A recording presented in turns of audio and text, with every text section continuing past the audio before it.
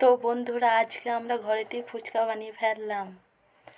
বাজারে যা ফুচকা দাম, খেয়ে মনই ভরছে না।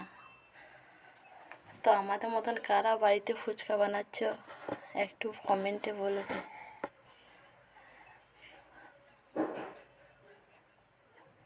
তো দেখো, ফুচকাটা ভাজাও হয়ে গেছে, দেখাচ্ছি তোমাদের। দেখো, লাল লাল পাড়া ফুচকাটা সেই হয়েছে। আলু সানা হচ্ছে, আলু পুর করা হয়ে গেছে। এরপর টেস্ট হবে।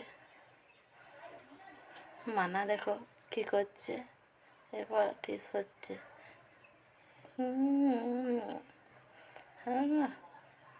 দারুণ, সেই সেই লেভেলের হয়েছে, সত্যি বলছি। বাড়িতে দারুণ,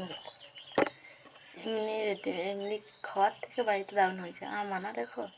তো কার কার দেখে জিভে জল আসা, অবশ্যই কমেন্ট করবে।